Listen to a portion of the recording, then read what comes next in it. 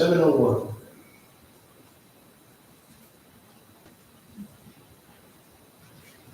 My Jesus, I love thee, I know thou art mine.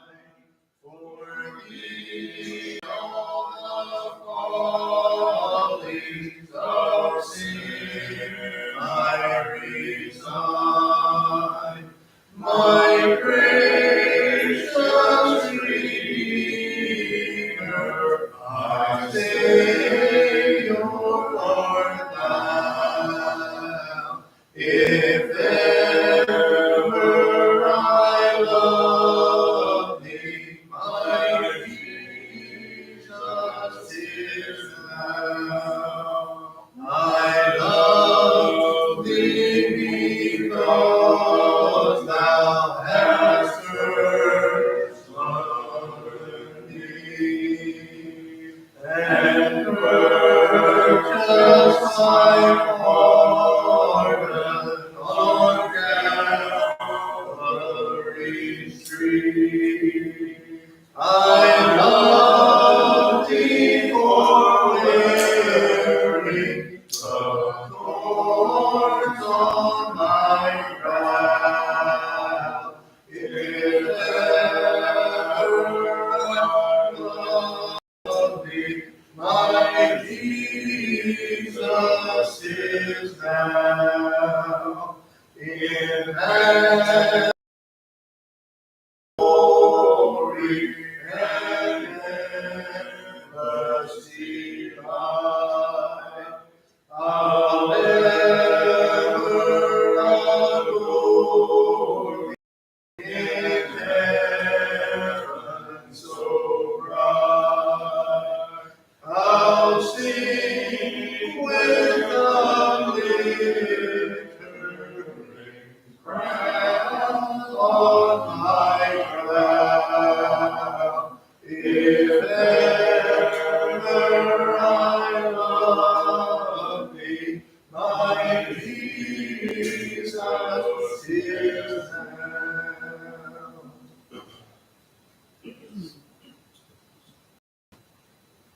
Page 747. 747. Like the airplane, but this sounds a lot better. Sing on, ye joyful pilgrims, nor think the moment's fall. My faith is ever rising with every cheerful song. Lo, on the mount of blessing, the glorious mount I stand, and looking over Jordan, I see the promised land. Sing on this music, with every note you raise.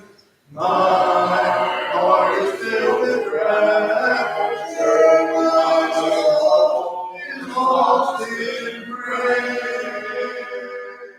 Sing on this music, with every note you raise.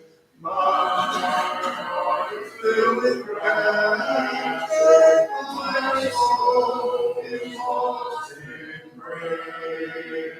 Sing on, ye joyful pilgrims, while here on earth we stay.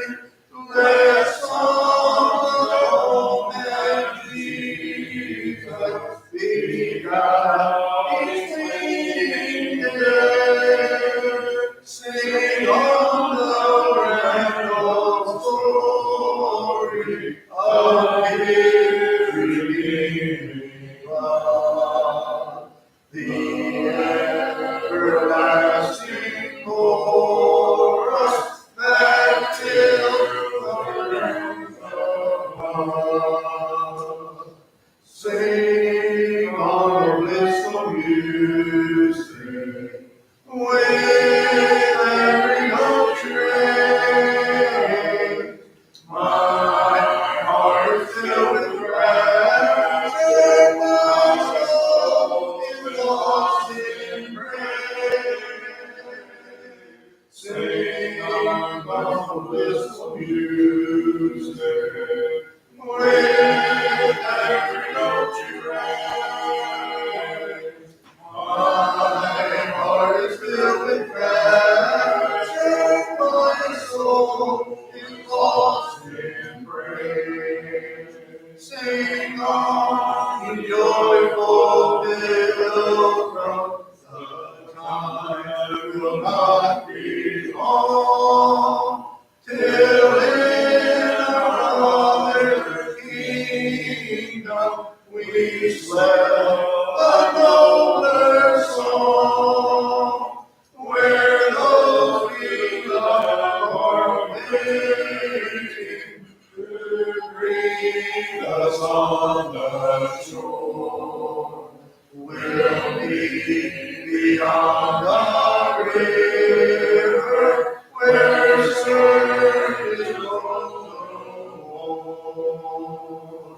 Sing on a blissful music, with every note you raise. My heart is filled with rapture, my soul is lost in praise. Sing on a blissful music, with every note you raise.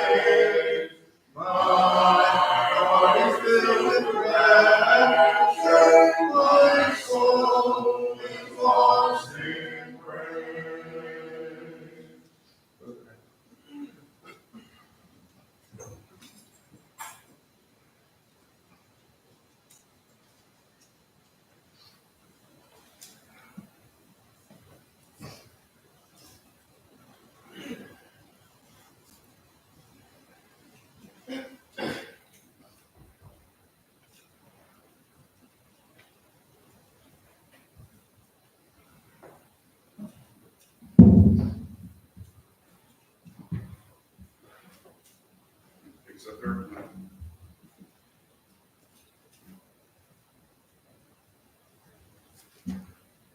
So, for you ladies, since you haven't been here for our study through most of it, this is interesting that you're kind of picking up on the conversation that Joe's been having with his friends. And every time Joe speaks, his friends question his words, question whether or not he sinned. In fact, well, actually, they've already made up their mind that the reason Job is suffering is because he has sinned, and that he just needs to quit fighting the wisdom and everything. And they keep telling him that he has sinned over and over again, and speaking to him. And in fact, the last one, Eliphaz, actually hints at that Job has always been a sinner. It's just now it's finally caught up to him. And so he really hasn't been this above board righteous person that everybody's beheld him to be. And so this chapter is interesting because this is just where Eliphaz had finished. And some of the discussion as well that we've had is that they were doing what best they could with what they understood about God, some of it. But in reality, I think they are missing the point of friendship. And Job kind of points this out in this chapter. He really does. And Job answered and said, I have heard many such things. Miserable comforters are you all.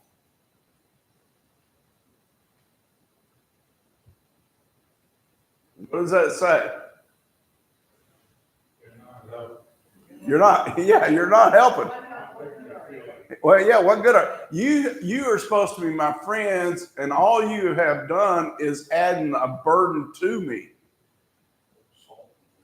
Yeah, salt in the wound, as Ron said, and that is the problem. And I think this is the one that really, one of the ones that really should open our eyes. That the one we read a few weeks ago, Joe's response was, "You kind of think that wisdom dies with you, that nobody else is wise." And Eliphaz even kind of puts a point to Job that even says, "A fool will be wise when a donkey speaks." In other words, Job, you're not as wise as you think you are. You're really a fool. And so he's kind of, at this point, Job is rebuking them. Shall words of wind have an end? Or what provokes you that you answer? His point here is the wind even stops blowing sometimes. And your words are like the wind. They're really doing nothing. You're not helping me. You're not comforting me. You're not listening to me. All they do is keep thinking about how they're going to speak to Job. He says, I also could speak as you do if your soul were in my soul's place. He said, I could be condemning. I could heap up words against you and shake my head at you. But I would strengthen you with my mouth, and the comfort of my lips would relieve your grief.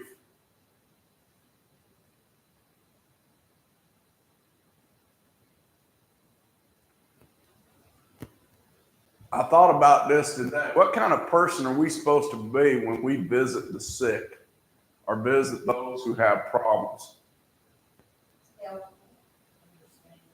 Helpful, understanding, comforting, would you?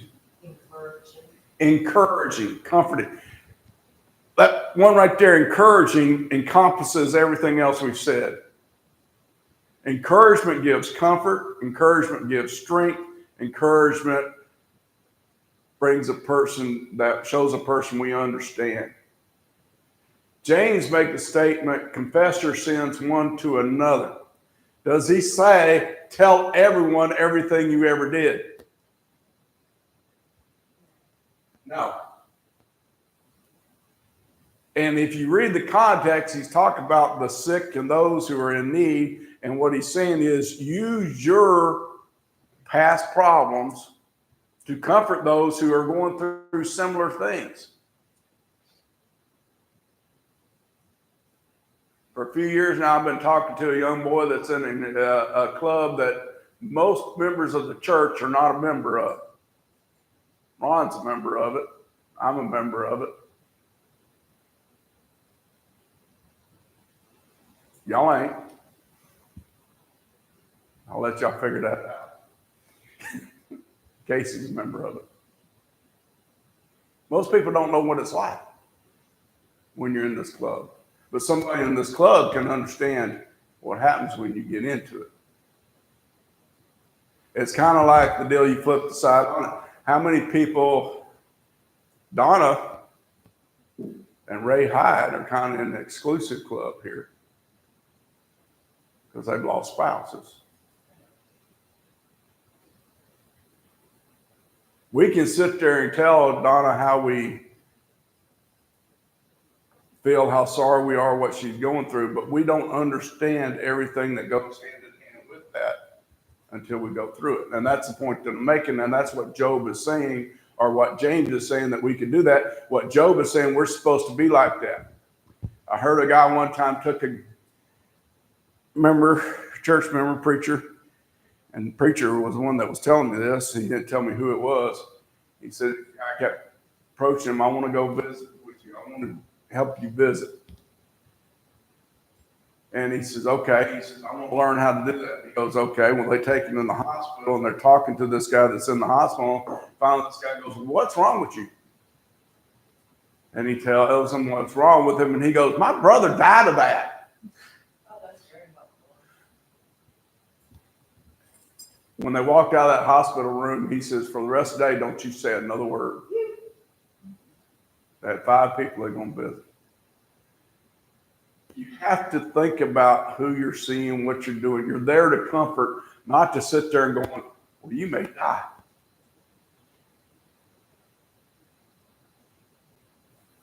Here's the thing. This I learned. You go visit somebody that they have no hope, it's terminal, it's already a hospice. You don't talk about that unless you let them bring it up, but you don't talk about it. Why? It's not encouraging. That's not what you're there for. You're not there to tell them they need to face death or remind them that they're having to face death. You're there to tell them that somebody cares about them and wants to encourage them to face that, knowing people care. So you're there to try and lift up their spirits, do whatever you can. Sometimes you don't say hardly anything. And sometimes, like in the case of Job's 3 friends, you'd be better off just listening and not saying anything.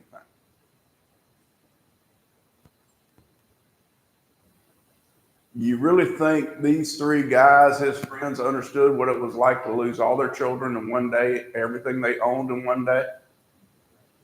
And then in another day be struck so severely with boils that you can't even hardly move?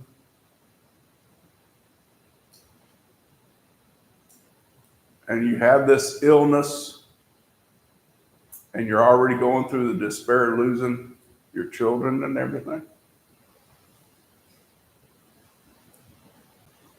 Job says, you don't even understand what you're here for. Though I speak, my grief is not relieved, and if I remain silent, how am I eased? But now he has worn me out. You have made desolate all my company. Who's he talking to, he and you? Huh? God is the he, the you kind of goes both ways.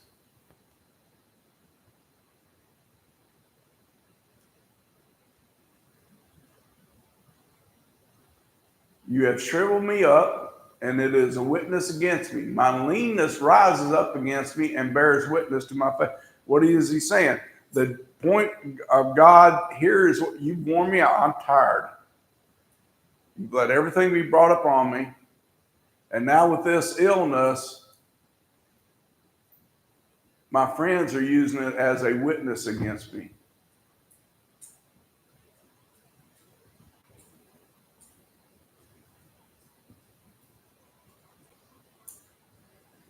The problem with Job in this point is he's seeing this as God having doing it,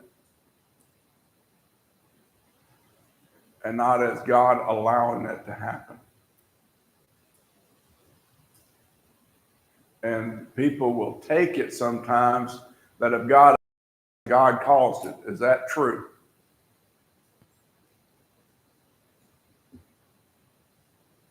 What was the question again?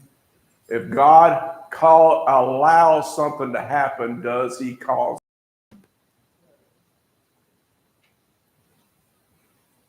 Daryl? I think that scripture where it says, the Lord created evil, is that Ezekiel? We're talking about an evil. These calamities, not talking about immoral things. I do all these things, and he's speaking of things on the earth like that happen to people that he allows. He allows calamity. He's making them, he's actually bringing that. Yeah. Now, here's the truth. It tells us that chastise us whom he loves us, but does that mean that every time something happens to you, that's chastisement? No, it does not. So that's the hard thing. That's what Job's friends have assumed, is that all this is chastisement. for what he's done. God didn't do any of this, the devil did it, but God did give the devil permission to tempt Job in this manner.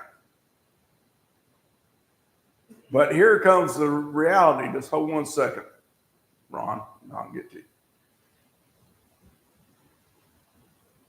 People often ask, how does a loving God allow evil to happen? Well, is God a just God? So if God doesn't allow evil, can he still be just? See, here comes the point. We have to be allowed to sin in order for him to righteously judge us. And that means evil has to be allowed to take place. You have to have the choice, freedom of choice. You have to have free will. That's the point. Because if you take free will, then there's no righteousness in judging anyone. So when you come back to that point, evil has to be allowed to take place in order for people to recognize that there is a God whom they have to turn to or need to turn to. Because if evil can't take place, what causes people to turn? That's why his point to Adam and Eve, if you eat of the tree, and what was the tree actually called? Knowledge of good and evil, which meant if they ate of it, they would have knowledge of both good and evil. Didn't say that they would know all good and all evil, but they would have knowledge. They would understand the difference between right and wrong. And if they ate of it, then they would die. And he said they would surely die. What did that mean? They have to suffer on earth first before they die under dick times. That they would surely die. Their lives would end in death. They would suffer through life. They would have to go through life. It didn't mean that they would die immediately. That's what the devil convinced Eve. You will not surely die. Well, the devil lied because they surely died. Nobody knows Adam and Eve today, do they? We told that little bit of truth mixed with. Put in one little word there, changing the meaning of what God said. Because Eve took it that meant that they would die immediately. So here started evil having to be able to take place and life having to be unfair from that point on. Okay, Ron, hopefully I didn't mess up your thought. No, there's always been that question in my mind between allow and cause, because even in here, he told the devil, he said to Satan, you caused me to do what I did to him without justification. Right. And in Amos 3 and 6, he said, if there's evil in a city or disaster in a city, depending on your translation, I've done it. The Lord has caused it. And so it might mean this, I don't know if I haven't done that much studying on the word, but it might mean the same thing. God's going to take responsibility ultimately for everything, because nothing happens without his approval. True. Without his creation. But, huh? Without his creation. Well, without his creation, here comes reality. There were deadly tornadoes just over the last few days. Into last week. Did God create the weather system? Yeah. Does it result in storms that people die? Yeah. He created the laws that led to it. Right. So ultimately, it's his responsibility. But did he do it for evil? There's what it comes down to. That's where that has to stop. It's not done because he's evil. But it always seemed to me that it was the ultimate accountability. It was. And that's what he wants us to see. Here's what we are have. ultimately accountable for our actions because we're made like God. And God says, I'm ultimately accountable for my actions. You need to be too. But what God did, and this is what we need to understand, and you're right, he's accountable for his actions, but God doesn't do anything with the point of promoting evil. Right. Okay? From the moment Adam and Eve sinned, life became unfair.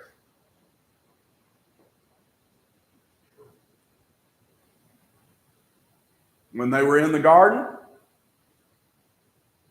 all they had to do was take care of the garden, and everything was taken care of. All they would do was receive the blessings of the effort that God told them to put forth. What happened when they sinned? Everyone else paid for it. Well, you can't say everyone else. Everybody paid for it along with them. Well, they didn't get to walk with God in the garden. No, but they all get to walk with God in heaven. Yeah. But here's one thing. Everyone else shared in the consequence. Let me put it that way. Because Adam and Eve suffered as well. What happened to the fruit of the ground? Briars and thistles. Sweat of your brow, you'll work. That's still true today? Yeah. Well, how about women? How about women? They still have suffering. They still suffer in childbirth. And it's interesting because God said, I'll multiply your suffering. I don't know. But it's worse now than it was then. That also says something about whether or not there were children in the garden.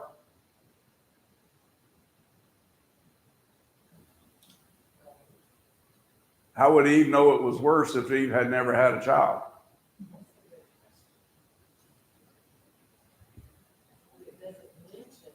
So we take it, we won't take it, and we're getting a little off, but we'll get back here in a second. We won't take it that Genesis 1 is the first week.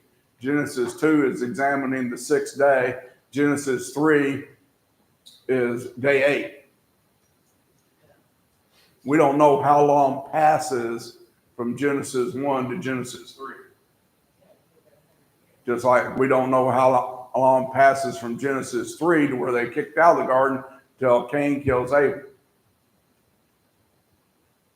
We can tell this much: from the time that God created man to the time we get into beginning of chapter 5 or into chapter 4 is 130 years old, because Seth is born and Adam was 130 years old. So it's been 130 years to get to chapter 5. That's all we can say for sure.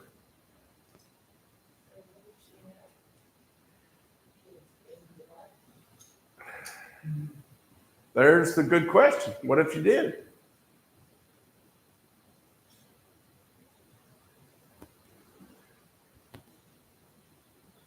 As long as those kids never ate of that fruit of tree of good and evil,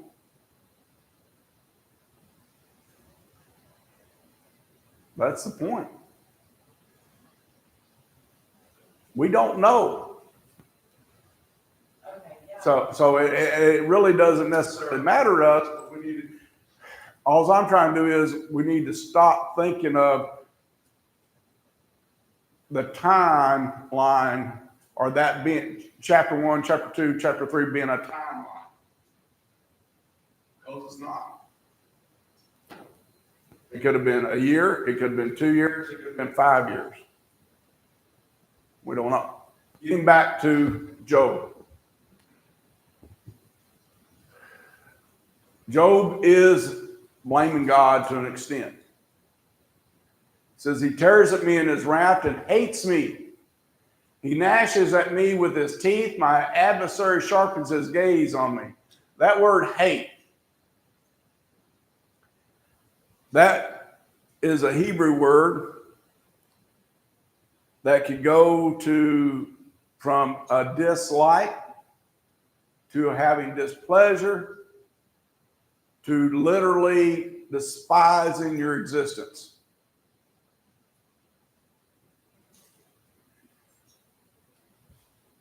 Job here, I don't think he's taking that point that he despises his existence, but he intends everything bad upon me. That's the way Job is feeling. He gnashes at me with his teeth. My adversary sharpens his gaze on me. So now he's bringing in his friends in here as adversaries instead of friends. They gape at me with their mouth. They strike me reproachfully on the cheek. They gather together against me. God has delivered me to the ungodly and turned me over to the hands of the wicked. I don't think Job knows how true that statement is right now, or how true that statement was, because that is the most truest thing that Job will say in the entire book,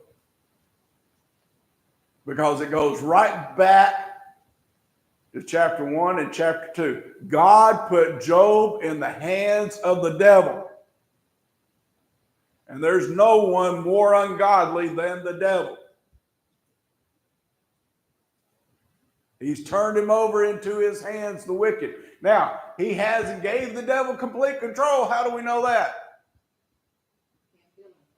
Can't kill him.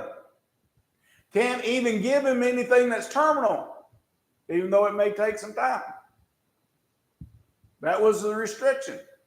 Chapter 1, the restriction was that he could not touch Job's body itself.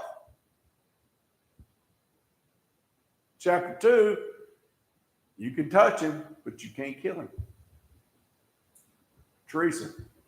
Is the he God or the he the devil that he's turned over to for all his punishment?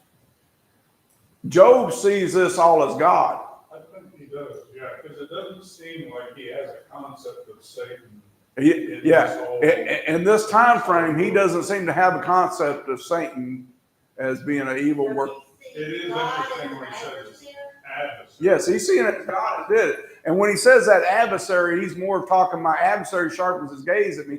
I think he's seeing his friends as being his adversaries in that context. Because he goes into, see, they gape at me with their mouth. They strike me reproachfully on the cheek. Who? My adversaries. And he's actually calling his friend, you're not friends, you're adversaries. Well, verse 11, he says, God has delivered me to the ungodly and turned me over to the hands of the wicked. Yeah, here he is thinking about his friends, that God has done this. His friends are accusing him of all these things. And that's why I said Job doesn't understand how true that statement is, because he doesn't understand about the devil. He doesn't know the conversation, the two conversations that took place between God and Satan in chapter 1 and chapter 2.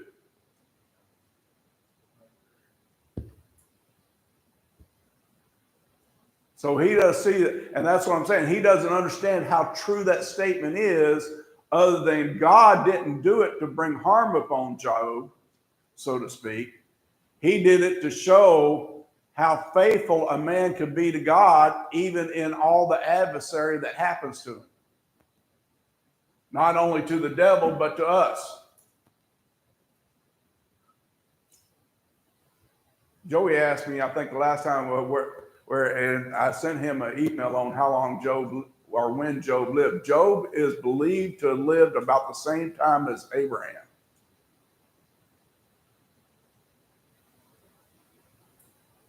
Most scholars agree. The book of Job was actually older than the laws of Moses.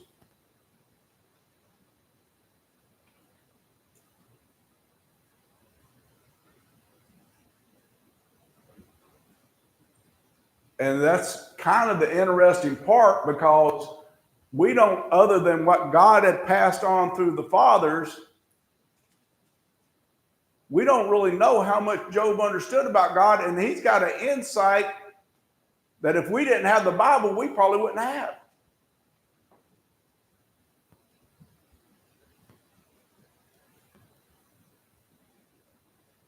They speak of the flood, they speak of the things that happen to the wicked that they've seen, that's been passed down from generation to generation. But they don't have a written word at this time. Not that we ever have found. And Job is in more than just the Bible. Moses found this story in Egypt. Remember? That's what some have said. So It's interesting, yeah. yeah, I mean, we really, but it also has been found in Aramaic cultures.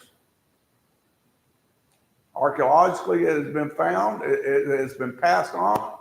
So, only thing we know is that God gave it to us.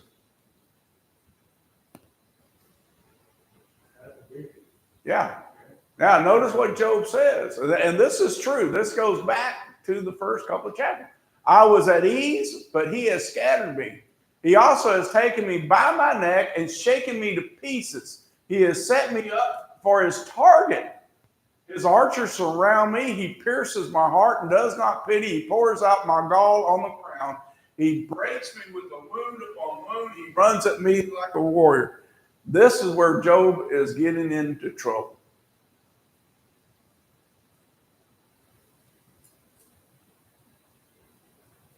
Eventually, we'll see God speaking directly to Job.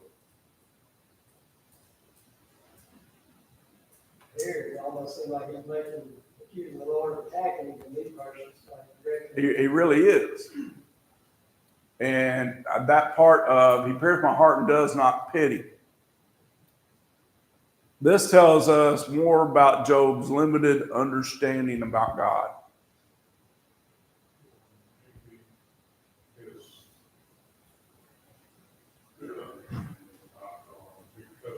Because this sounds like Jesus talking. Well, almost like talking about It sounds Jesus. like Jesus talking in the garden. Yeah, but here's the thing. There's that one problem with that. Does not pity. That's what? Where it says does not pity. Does not pity. Well, it would seem like that, didn't it? It would seem that way to him, and that's my point. It seems like that to Job, and that's what comes down to that limited understanding. Even Jesus understood that God pitied what was going through him. The problem is there was no way to save mankind except for him to die. And even though he had pity, what could he do?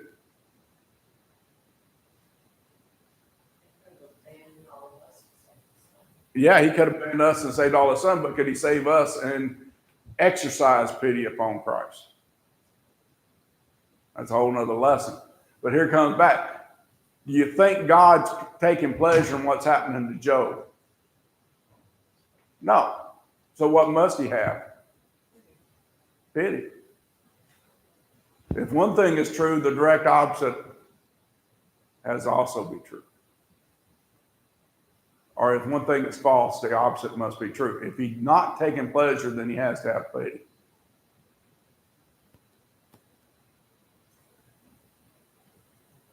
That comes the point of it. And this is point of one of the reasons we have the book.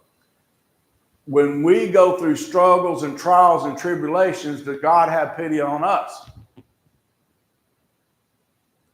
Can he always remove them? I mean, let me phrase it this way. Is it always in our best interest to remove it? Would it always be just? We think it might be. We always think it's better for us if our problems just would go away. There you go, but we don't see the whole picture. We're looking at it through self-interest. Yeah, you call it a microscope, I'm saying it's in our own self-interest.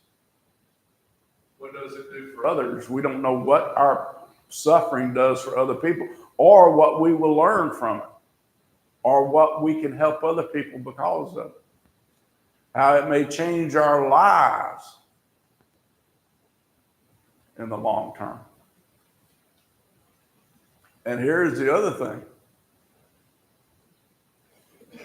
If you remove everything that causes suffering, what else do you have to remove?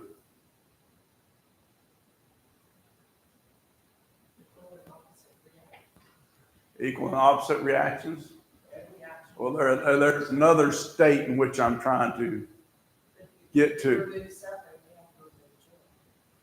It's remove suffering, you have to remove joy.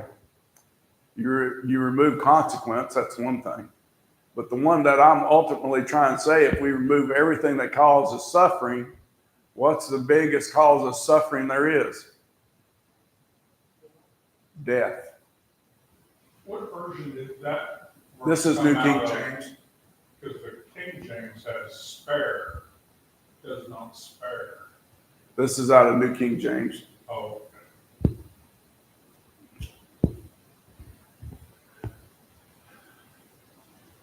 So if you take away everything that causes harm, you have to take away death. You take away death.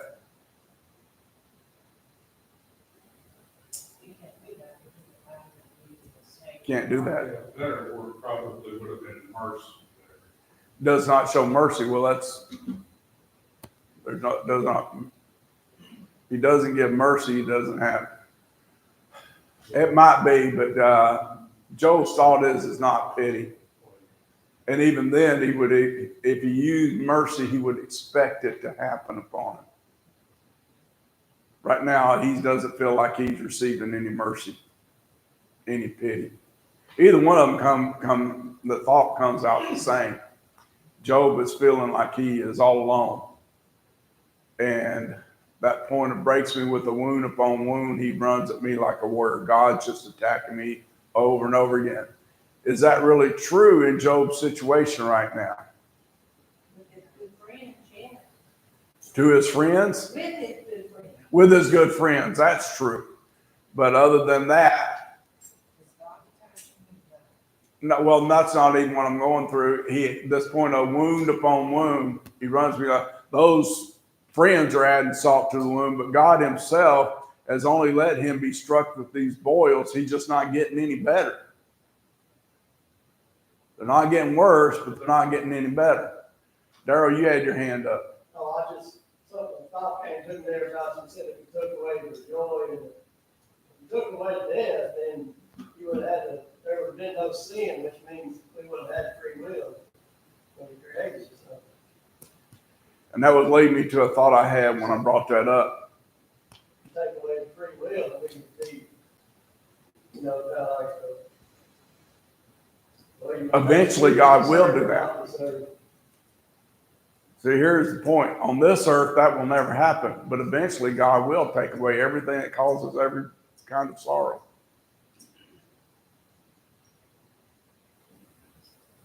Go back and read Revelation 21, 1 through 7. No more tears, no more cause of sorrow, no more death. It's not here. But not here. Because we have to get from here to there first. So there will be joy without sorrow. Just not yet. Yeah, pity is actually a good word. Good word in there. Pity? The King James uses it 18 times, and in the ways, different places that they use it, it's God telling, or Moses telling the people,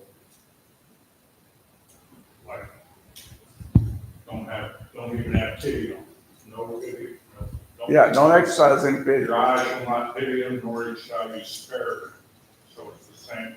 Yeah, it's the same thought. Yeah. It's a good word. Yeah. Okay. I have sewn sackcloth over my skin and laid my head in the dust. My face is flushed from weeping, and on my eyelids is the shadow of death. Although no violence is in my hands and my prayer is pure. So this last part, Job is saying everything that has happened to me, God has brought upon me in his thought, but yet I've done nothing to deserve it.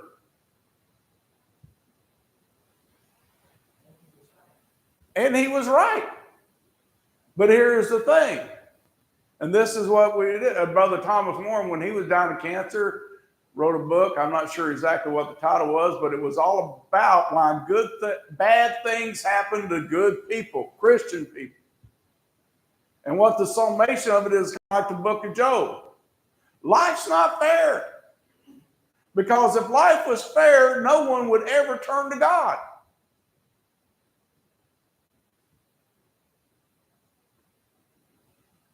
All you would have to do is be a basically good person and everything's going to be okay.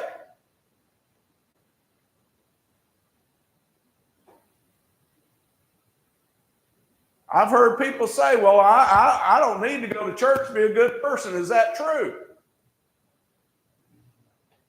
No, it is to be a good person.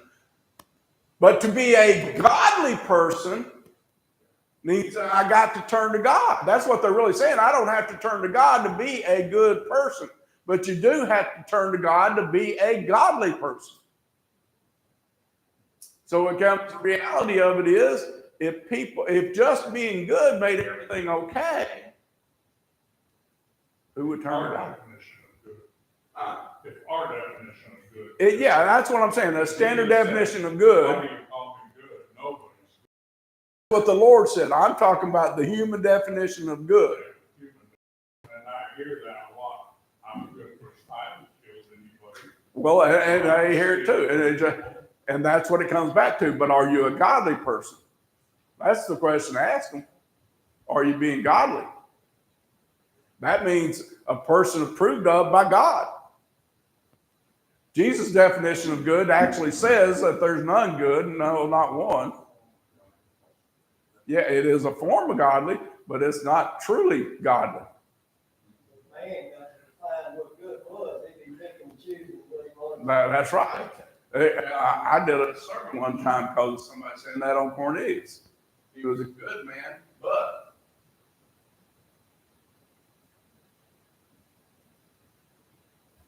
think about that.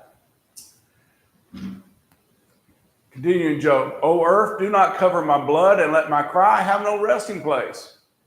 Surely even now my witness is in heaven and my evidence is on high.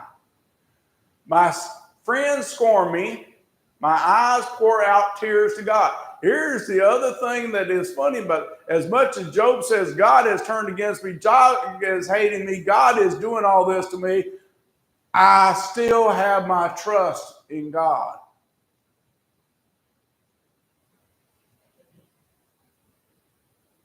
It sounds a lot like Psalms 22.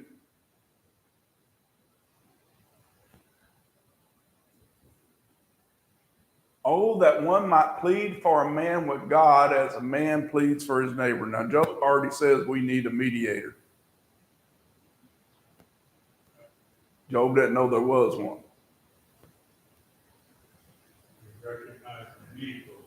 He recognized the need for one. But notice, one might plead for a man with God as a man pleads for his neighbor.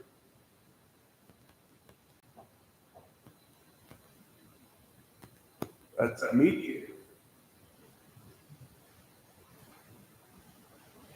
For when a few years are finished, I shall go the way of no return.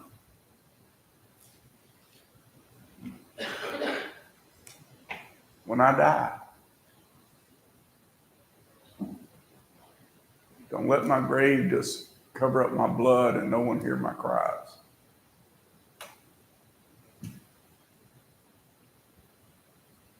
Somebody plead for me.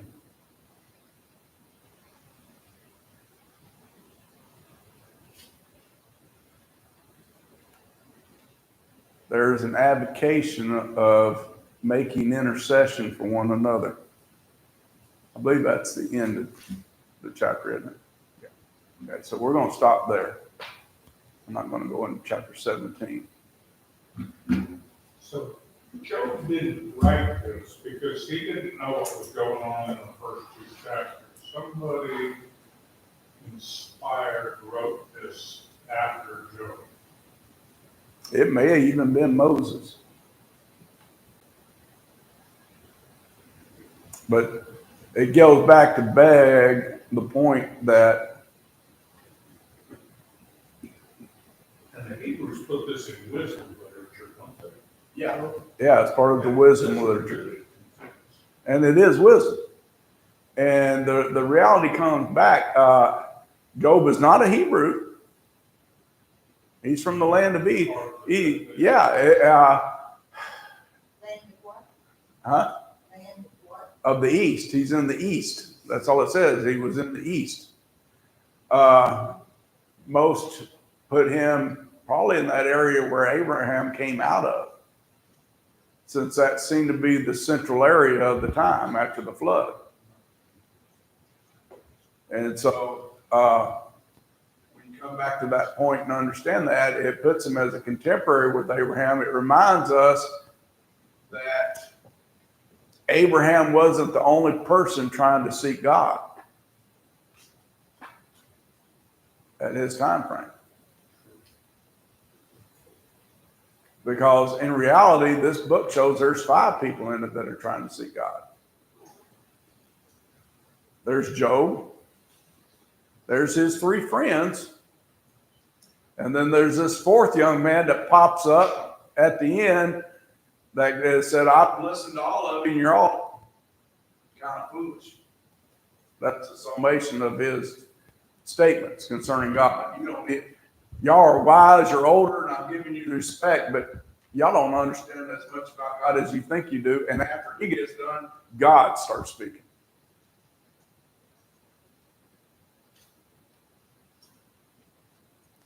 So, a lot of good things about it, and I'm trying to think, it's James, if I'm not mistaken, that references Job and his perseverance. I might be mistaken on that. That he says to remember Job. So that point of persevering, that's what it's really about. And it also, I think it reminds us, just as Psalms 22 does, is we're all going to go through times in our life where we're feeling despair. We're going to ask God, why is this happening? What we can't do is turn it over and say, to the point that we judge God. We can seek the understanding, but we cannot judge God. We don't have that right. And Ezekiel used Daniel, Noah, and Job. Yeah, Ezekiel also used Daniel, Noah, and Job. And James. These 3. Yeah. And James is one of the New Testament. Yeah, Ezekiel talked about the righteousness of Noah, Daniel, and Job. Yeah, would only save them if a God brought country. What it comes down to is a righteous person, when God decides to bring judgment upon a country, even those 3 being held up as righteous, the righteous will only be able to save themselves when it comes to that time.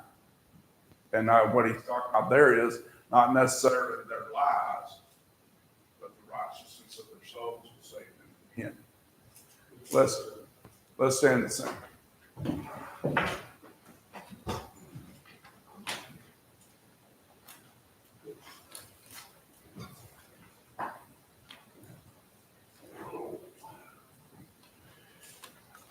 Yield not to temptation, for yielding to sin. Each victory will help you some other to win. Fight manfully onward, dark passions subdue. Look ever to Jesus. He'll carry you through as the Savior to help you, comfort, strengthen, and keep you. He is willing to aid you. greater good. Brother Ron, can you close this in prayer? Our Father,